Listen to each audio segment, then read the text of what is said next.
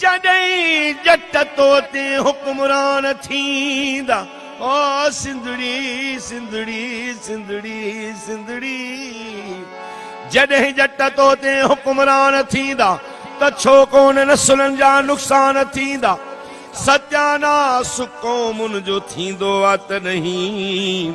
लेखक मुबलिग बि दरबान थींदा त छो कोन नसुलनि जा नुक़सान थींदा शियो आ काफ़र सुन्नी आ काफ़र अदा मस्जिद मंझां अहिड़ा ऐलान थींदा त छो कोन नसुलनि जा नुक़सान थींदा जिते अणपढ़ियल आहे उस्ताद बणबो पढ़ियल पेट ख़ातिर परेशान थींदा त छो कोन नसुलनि जा नुक़सान थींदा जॾहिं हक़ इंसाफ़ अदा जूतनि सां थुॾिजे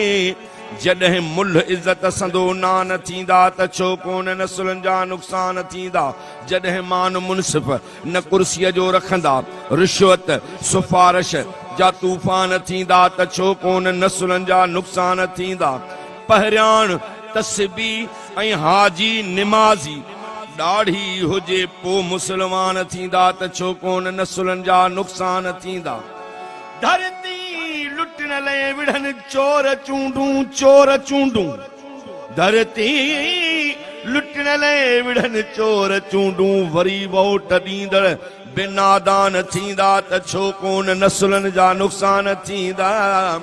मता धीउ पढ़ाई जो गैरत न रहंदई अड़े कमज़ोर एॾा जे ईमान थींदा त छो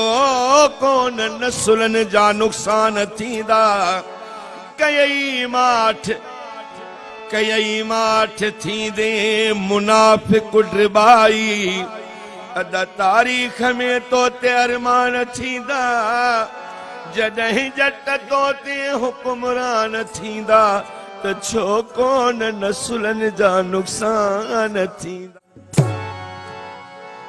रिश्तनि जो तक़दुस ऐं मुहबत न रही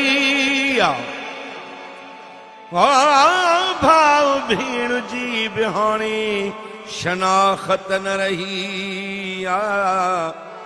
ॾाढ़ी पटाइणी थई त कर पोइ नसीहतूं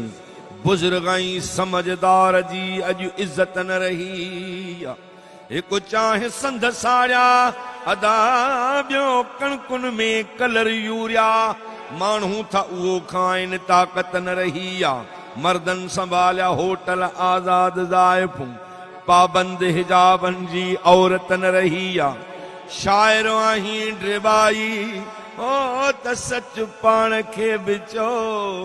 त शाइर जे कलम में बि शराफ़त न रही पर जे दाह कंहिंखे हिते दाद नाहे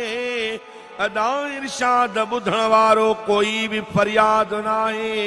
परावन पुटनि खे ॾिजनि छा मयारूं अॼु पीउ माउ जे चए में त औलाद नाहे लखनि ऐं किरोड़नि में ठहनि मस्जिदूं पियूं आवेले ते मिसकीन इमदाद नाहे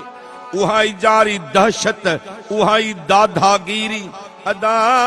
तोड़े नाहे फिरौन शद्दाद नाहे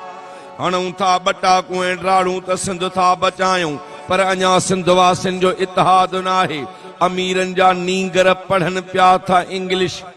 ग़रीबनि जे ॿारनि लाइ उस्ताद नाहे बेदादी नगरी ॾिसी कीअं न रोवां जो ड्रिबाई या शाइर को जल्लाद नाहे